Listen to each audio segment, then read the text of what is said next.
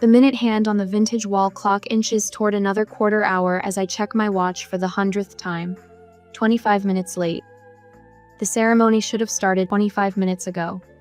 Through the window of my bridal suite, rows of white chairs stretch across the vineyard lawn like piano keys.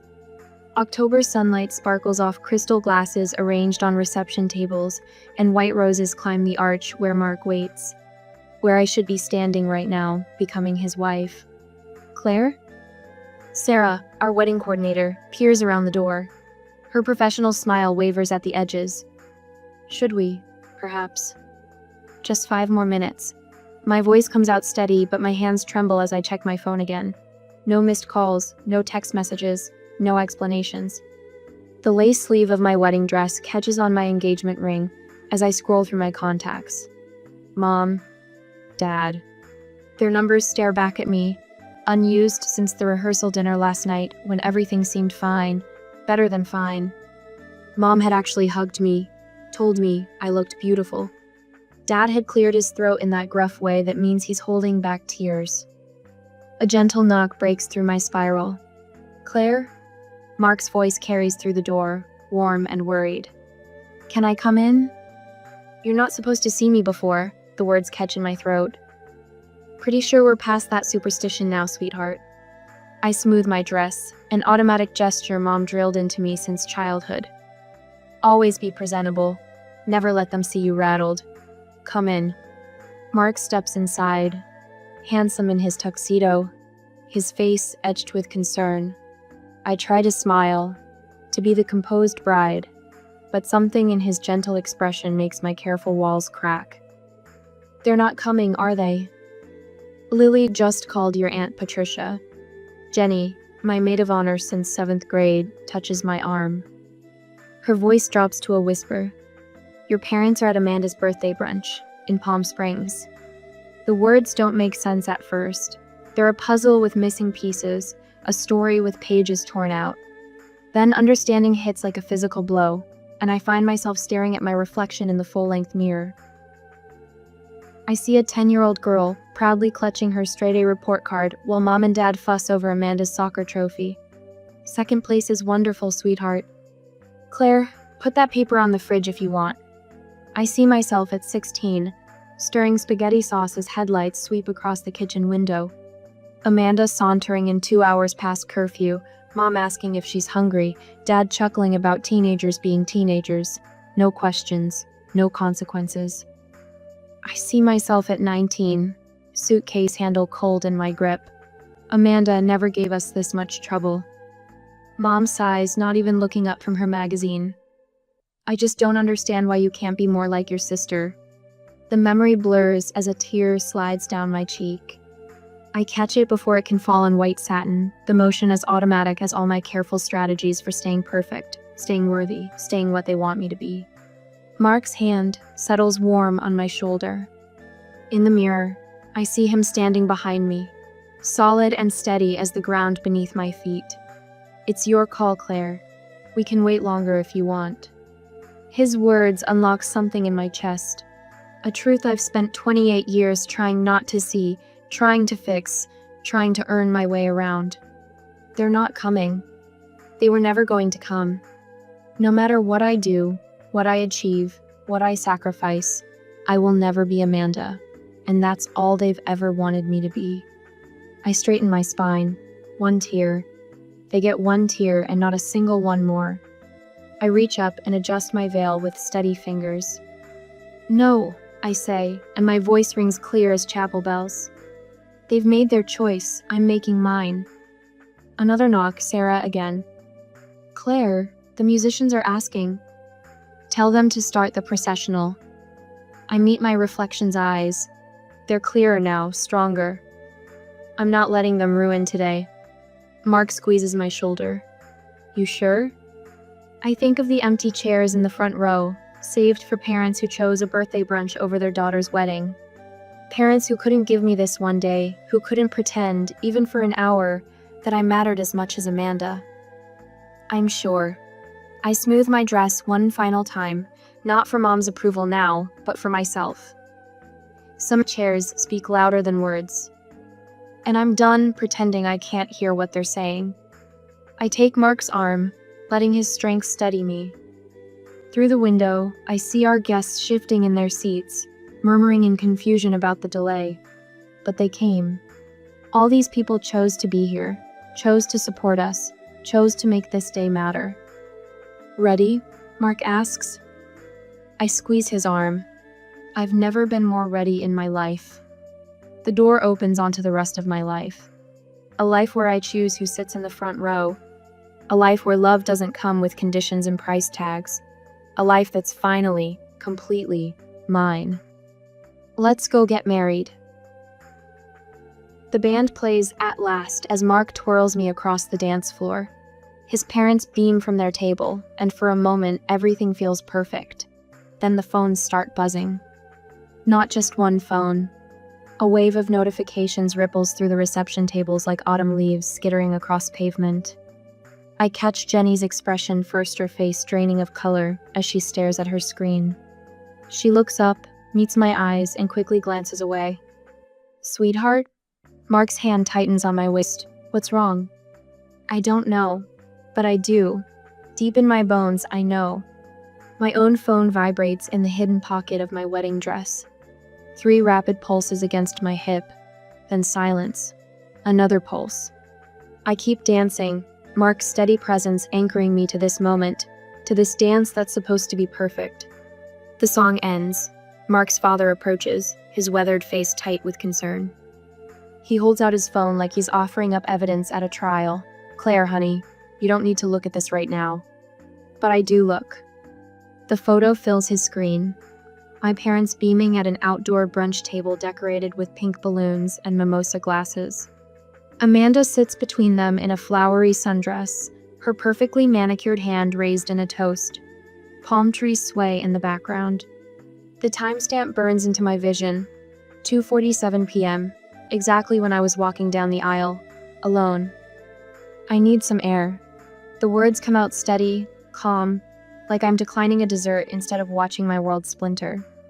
Mark's father squeezes my shoulder. "You've got family right here, kiddo. We've known you 5 years, they've had 28, and still don't see what's right in front of them." His words unlock a memory I've spent years trying to bury. Me at 22, rushing through hospital corridors with my heart in my throat. The call had come after 3 years of silence. Dad had collapsed at work. Possible heart attack. I remember bursting into the waiting room, almost colliding with Amanda. Her perfect makeup, her irritated sigh. "Oh, you actually came." Dad had been fine, just severe dehydration and exhaustion. When I visited his room, his eyes had welled up. Real tears, I'd thought at the time. Now I wonder if they were just another performance. "Claire?" He'd gripped my hand. "We're in trouble, sweetheart. The medical bills, the mortgage." I wrote the first check that night, $16,000 over 8 months while I was saving for this wedding. Every time I handed over money, they'd defend me when Amanda made her snide remarks. Every time I paid another bill, Mom would actually listen when I talked. For a while, I thought I'd finally cracked the code, found the price tag for their love. Remember when Amanda said I was rushing to beat her to something? I smoothed my dress, a nervous habit Mom drilled into me. That was right after they cashed my last check. Mark's jaw tightens. He knows what comes next. We'd been stuffing wedding invitations when Mom called. "We'll try our best to make it, dear. You know how busy things get." Busy. Like Amanda's birthday brunch wasn't planned months ago. Like they hadn't RSVP'd yes to both events, knowing exactly what they were doing. A protective circle forms around us, Mark's parents, Jenny, friends who've watched this pattern play out for years. They create a barrier between me and the curious whispers, the pitying glances. Their love wraps around me like a bulletproof vest, absorbing impact after impact. "The flowers are beautiful," Jenny says, squeezing my hand. "The ceremony was perfect. The wine is amazing. They're the ones missing out, not you." She's right. The reception sparkles under market lights. Laughter bubbles up from the tables. Love flows as freely as the wine. But there's a hollow space in my chest where acceptance should live. Later that night, I sit on the hotel bed still in my wedding dress, staring at my phone. Mom's contact photo glows on the screen, a Christmas snapshot from before Amanda learned she could do no wrong. My finger hovers over the keyboard. The message takes shape, each word a stone I've carried for years finally set down. You made your choice today, and now I'm making mine. The response is instant, Mom's face filling my screen for an incoming call. No text, no apology, just the expectation that I'll answer, explain myself, smooth things over. Make their choices okay, like always. I silence the phone and turn to Mark. They still don't understand what they've done. He pulls me close, careful of my dress. No, they don't, but I understand exactly what I've got. Outside our window, the vineyard stretches into darkness, rows of vines like patient sentries. Stars speckle the sky, each one a pinprick of light in the vast black. I think about family loyalty, about the weight of expectations versus the warmth of real love, about what we owe the people who created us and what we owe ourselves. The debt has never been mine to pay. It's taken a wedding day betrayal to show me that truth. I curl into Mark's side, letting the last tears fall. Tomorrow, we'll face whatever comes next. Tonight, I'm exactly where I belong, wrapped in the arms of someone who shows up, who stays, who loves without a price tag attached. For the first time in 28 years, that feels like enough. 3 weeks later, thank you cards scatter across my kitchen table like autumn leaves. Each pristine white envelope represents someone who chose to witness our wedding day, to celebrate our love. My hand cramps from writing personal messages, but I welcome the discomfort. It keeps me focused, keeps me from checking my phone, even though it hasn't buzzed in a week. The doorbell shatters my concentration. Not a gentle press, a prolonged ring that makes my shoulders tighten. I already know who it is before I open the door. Mom stands in the hallway, her pearl necklace gleaming against her coral blouse, the same blouse she wore to Amanda's birthday brunch. Her lips quiver with what anyone else might mistake for emotion, but I recognize the theatrical tremble from countless childhood moments. How could you tear this family apart over something so petty? The words burst from her before I can even step back to let her in. I hold the door open wider, my bare feet cold against the hardwood floor. Come in if you want to have an actual conversation. She sweeps past me, designer purse clutched to her chest like armor. Her perfumey same scent she's worn since I was little fills the entryway. The familiar rose and jasmine notes that once meant comfort now make my throat tight. Amanda is heartbroken. Mom paces my living room, her heels clicking against the floor.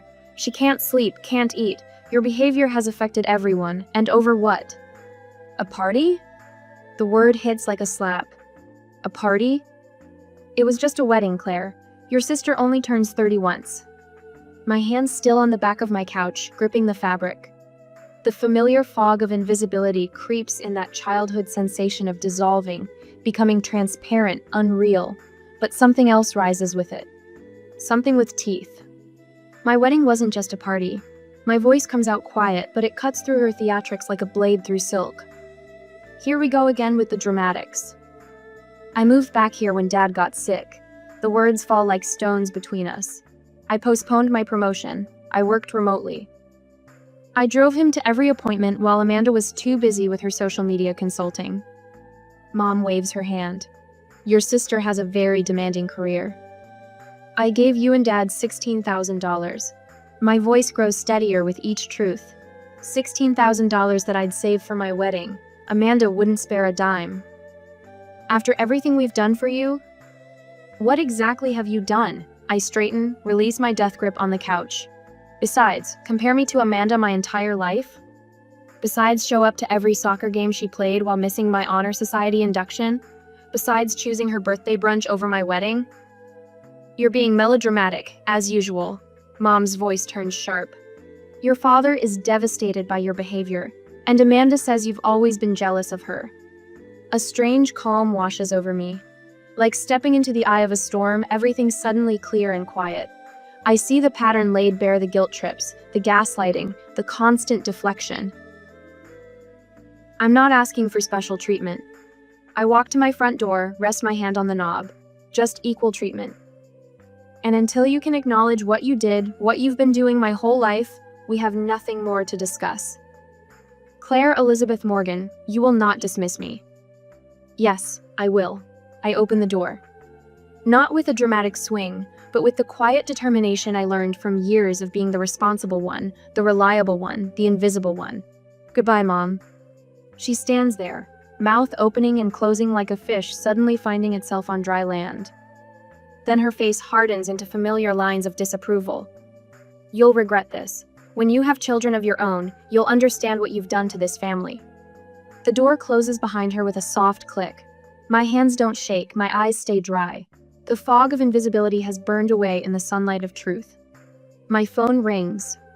Amanda's name lights up the screen, her contact photo showing her perfect smile, her perfect life, the life that has cost me so much of mine. I answer because old habits die hard. Hello? Claire. Her voice drips honey and arsenic. I've been thinking about everything that's happened, and I think I know how you can make things right. I wait. The silence stretches between us like a tripwire. I'm starting a business. Each word precise, calculated. A real one this time, not like my other projects. I need $30,000 to get it off the ground. My laugh startles us both. You want money from me? Now? You owe the family after everything we've done. The honey dissolves, leaving only poison. Mom and Dad sacrificed so much for your education, your wedding. My education that I paid for myself? My wedding that you all skipped? God, you're still hung up on that? It was just a party, Claire. You know what your problem is? You've always been. I press the red button on my screen, ending her sentence, ending the conversation, ending 28 years of making myself smaller to fit inside the box they built for me. The thank you cards still wait on my kitchen table. I sit down, pick up my pen, and begin writing again. But this time, my hand doesn't cramp. Each word flows freely, thanking the people who showed up, who chose to be there, who saw me even when my own family looked right through me. The afternoon sun streams through my window, warming my skin. Outside, traffic hums, birds call, life continues. And for the first time in as long as I can remember, I feel solid. Real. Whole. My phone buzzes again, and again, and again. I reach over, turn it face down, and keep writing my thank you notes to the people who deserve my gratitude. The people who taught me that family isn't about blood or obligation or guilt. It's about choice. And I'm finally making mine. You think I owe you $30,000? The words tumble from my lips before I can stop them. My free hand grips the kitchen counter, knuckles white against the granite. Don't be dramatic, Claire. Amanda's voice drips sugar and acid through the phone 2 hours later. After everything Mom and Dad sacrificed for you? College tuition, dance lessons, braces. She pauses, and I picture her examining her manicure the way she always does when delivering calculated blows. And let's not forget how sensitive you're being about a simple party. The familiar buzz starts in my ears, that static noise that always comes when Amanda rewrites history. My wedding wasn't a party. Whatever. The point is, I'm starting a business. A real business, not your little marketing job. And since you've been so difficult lately, Mom and Dad think it's time you contributed properly to the family. I close my eyes, remembering the lawyer's words from last week. Document everything. My phone records every poisonous word as Amanda continues. They're considering legal options, for repayment of past support. Another pause. But I told them I'd talk to you first, sister to sister. The static in my head crescendos. Legal options, of course. When guilt fails, they resort to threats. I need to think about this. My voice emerges steady, controlled, a tone I learned from years of walking on eggshells. Goodbye, Amanda. I end the call before she can respond, fingers trembling as I pull up Mark's number. 1 ring, 2. His familiar, "Hey, sweetheart," nearly breaks my composure. They want $30,000, the words spill out. Amanda says they're getting lawyers involved, for past support, for raising me. I'm calling Rachel. Mark's voice hardens. Rachel, his cousin, who happens to be a family law attorney. Don't respond to anything else from them until we talk to her. The call with Rachel comes that afternoon. An hour after the call, I was in her office. Her office smells like coffee and old books, Nothing like the sterile corporate spaces where Amanda conducts her business ventures. They have no legal claim. Rachel's pen scratches across her yellow notepad. Parents are legally obligated to provide basic care and support for their children. They can't retroactively demand payment for doing what the law required them to do. My shoulders drop an inch. What about the money I already gave them? The $16,000? Rachel flips through her notes. That was a gift, not a loan. Unless they have documentation proving otherwise? I shake my head. They said they'd pay it back, but they never put it in writing. Rachel's eyes soften. Claire, I need you to understand something. This isn't about money. This is about control. The truth of her words settles in my chest like a stone. My phone buzzes. Dad's number lights up the screen. Rachel nods, and I answer on speaker. Princess. His voice wavers, nothing like his usual confident tone. We need to talk about the family situation. My heart clenches at the old nickname. He hasn't called me that since I was 12. Your mother and I, we're facing some difficulties. Medical bills, the house needs repairs. He clears his throat. We might need to stay with you and Mark. Just temporarily. The familiar weight of obligation presses against my ribs. How many times have I carried their burdens? How many times have I believed this sacrifice would finally make them see me? Rachel slides her notepad across the desk. In clear, steady handwriting, they're escalating because you're breaking free. I'll need to discuss this with Mark. My voice stays level, and I'll need everything in writing. Writing? Dad's tone sharpens. We're family, Claire. Family doesn't need contracts. Family also doesn't skip their daughter's wedding for a birthday brunch. The silence stretches between us like a rubber band about to snap.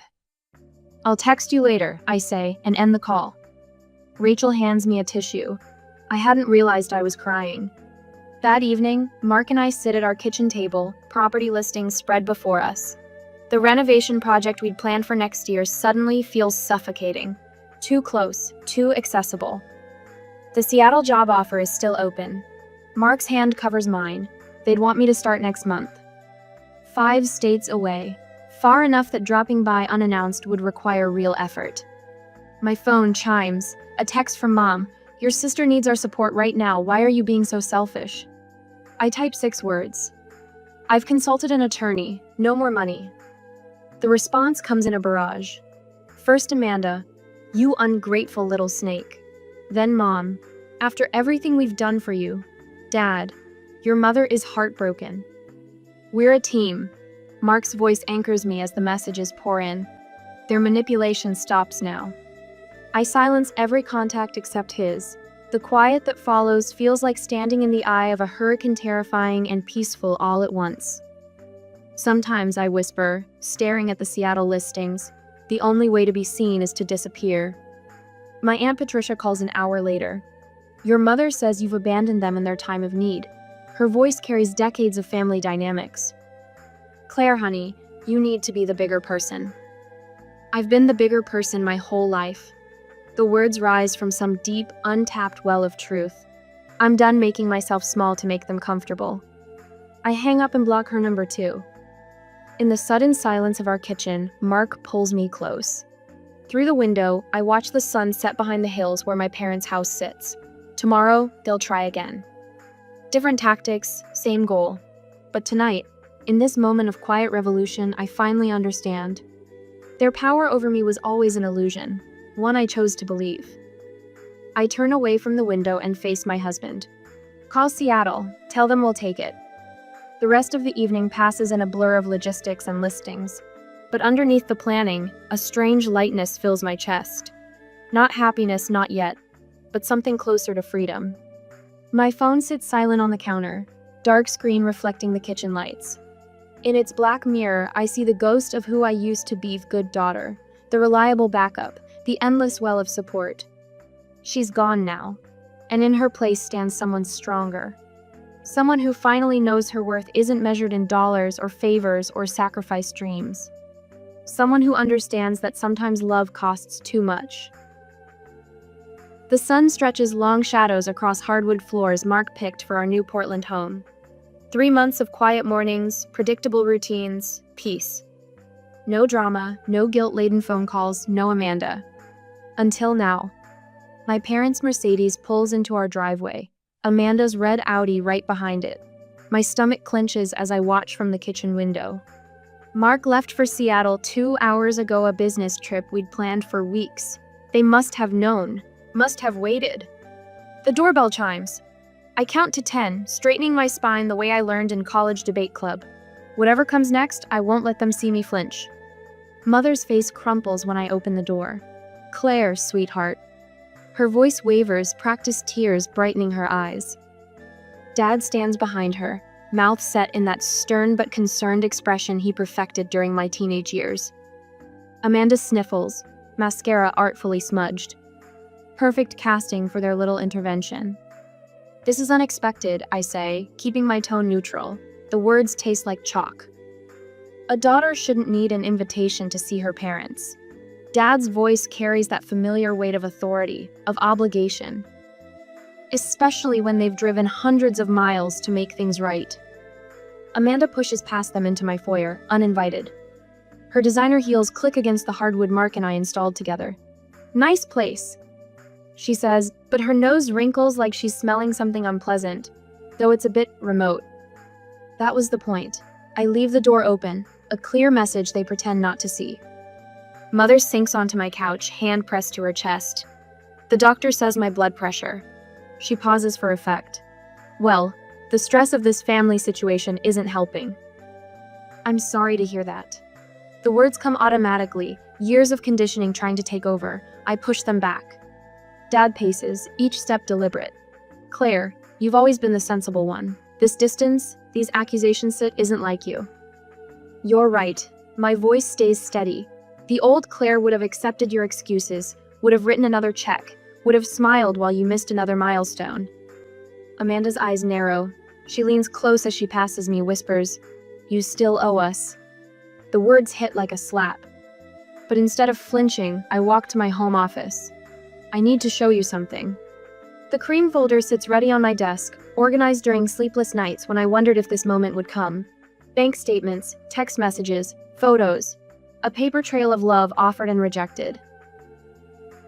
Mother's tears vanish when I spread the documents across my coffee table. What is this? Evidence. I point to the bank statements. $16,000 I sent you last year. Here's Amanda refusing to help when I asked her to split the cost. My finger moves to the text screenshots, and this, I tap the photo of them at Amanda's birthday brunch. This was taken the exact moment I walked down the aisle alone. You're being dramatic. Amanda rolls her eyes, but her fingers twist together in her lap. No, the word rings clear as chapel bells. I'm being honest, something this family never learned to do. After everything we've done for you, Dad's mask slips, showing the anger beneath. The sacrifices. We're conditional. I stand straighter. Every gift came with strings. Every kindness had a price tag. I won't fund Amanda's business. I won't be your financial safety net. If you want a relationship with me, it will be based on mutual respect, not obligation. You've always been so selfish, Amanda spits, desperation cracking her perfect facade. Mother collapses into genuine tears now, not the delicate ones she practiced in her mirror. Dad's face flushes dark red. None of them ask about my life here, my happiness. The promotion I mentioned in the Christmas card they never acknowledged. I walk to the door, hold it open wider. I think it's time for you to leave. Claire. Mother stands, smoothing her skirt. Don't do this. Don't throw away your family over. Over what? My wedding day? The lifetime of playing second choice? The money you took while treating me like a bank instead of a daughter? Each question hits like stones dropping into still water. You showed me exactly where I stand. I'm just finally standing somewhere else. They file out, Amanda first, then Mother clutching Dad's arm. The autumn breeze carries the scent of wood smoke and changing leaves. Behind them, my home waits clean and quiet and mine. A space where love doesn't come with conditions. The door closes with a soft click. Not a slam, not an explosion. Just the quiet sound of choosing peace over performance, truth over pretense, self-respect over suffocating love. My hands don't shake as I turn the lock. I've paid enough. The minute hand on our kitchen clock moves in steady, unhurried clicks. 6 months ago, each tick felt like a countdown to the next crisis. the next guilt-laden phone call, the next impossible demand. Now the sound blends with morning birdsong through open windows, with Mark's contented humming as he pours coffee, with the gentle rustle of spring air through our herb garden. I stretch, feeling the unfamiliar lightness in my shoulders. No tension headache, no knot of dread in my stomach anticipating Mom's daily updates about Amanda's latest crisis. Just the warm aroma of coffee and the way sunlight catches the prism hanging in our window, scattering rainbow fragments across white walls. Big plans today? Mark sets my favorite mug beside my laptop. The ceramic is warm against my palms, solid and grounding. Meeting with Susan at 10. I take a sip, letting the richness linger. My therapist suggested savoring small moments like this, building new neural pathways to replace the old tracks of anxiety. Then I thought I'd start planning our first real Christmas, just us. Mark's eyes crinkle at the corners. He knows what this means. No elaborate performances of family harmony, no walking on eggshells around Amanda's latest grievance, no carefully orchestrated gift exchanges designed to prove our worth. What are you thinking? He settles into the chair beside me, his knee brushing mine in quiet solidarity. A small tree. The vision unfolds as I speak. Those old glass ornaments we found at the vintage store, stockings by the fireplace. Maybe invite your parents and my Aunt Patricia, people who actually want to be here. People who see you, Mark adds softly. The words settle in my chest like sunshine. 6 months of therapy have taught me to sit with moments like this instead of deflecting them. Susan would be proud. I had that dream again last night. I tell him, tracing the rim of my mug. The one about the empty chairs at the wedding. But this time, they didn't feel like wounds. They felt like spaces cleared for something better to grow. Mark's hand finds mine across the table. We sit in comfortable silence, watching light play across our walls. Such a simple thing, this peaceful morning routine. Such a hard-won victory. The doorbell chimes, and for the first time in months, my pulse stays steady. No more surprise ambushes from family members wielding guilt like weapons. This is Julie from my support group, right on time for our walk. She grins when I open the door, her silver hair caught in the breeze. Ready to save the world? One scared 20, something at a time. I grab my jacket, kiss Mark goodbye, and step into the crisp morning air. The community center where we volunteer sits 4 blocks away, its brick walls weathered but welcoming. Inside, familiar faces nod as we pass. Here, everyone understands the complex journey of choosing peace over toxic family bonds. No judgment, no pressure to reconcile, just quiet support and shared wisdom. My first appointment today is with Rachel, barely 23, clutching tissues as she describes her mother's latest manipulation attempt. 6 months ago, her story would have cracked my careful defenses. Now I can sit with her pain while maintaining healthy boundaries of my own. But if I don't help them with the down payment, they'll lose the house, Rachel whispers. What kind of daughter lets that happen? A daughter who recognizes that her worth isn't measured by her bank account. The words flow naturally now, hard-earned truth rather than rehearsed wisdom. You're not responsible for fixing their financial choices. Recognition flickers in her eyes, the same awakening I felt that day in our sun-filled kitchen, saying no to Amanda's business loan demand. Rachel straightens slightly, tissues forgotten in her lap. Later that evening, Mark and I host dinner for our chosen family. Julie and her partner, 2 couples from our neighborhood, my Aunt Patricia who drove up from Eugene. Our dining room hums with genuine laughter, with conversations that flow without hidden agendas or veiled criticisms. I raise my glass, catching Mark's eye across the candlelight, to finding the courage to choose peace, even when it's the harder path. The words echo off walls that have never heard a manipulative accusation, never witnessed a guilt-fueled breakdown. This space is ours, filled only with relationships we've chosen to nurture. After our guests leave, I stand on the back porch, watching the sun paint the sky in gentle oranges and pinks. A year ago, I would have been compulsively checking my phone, bracing for the next family emergency. Now the only sound is the soft click of the door as Mark joins me, his familiar presence steady as the ground beneath my feet. Peaceful evening, he murmurs, wrapping an arm around my waist. I lean into his warmth, watching stars emerge above Portland's twinkling lights. The truth settles over me like a soft blanket. Sometimes the family you're born into teaches you what love isn't. And that lesson, painful as it is, helps you recognize what love truly is: this quiet contentment, this mutual support, this freedom to exist without constant judgment or demand. Mark's chest rises and falls against my back, our breathing synchronized in the gathering dusk. No words needed, no performances required. Just this moment, this peace, this life we're building together. This is what coming home really means.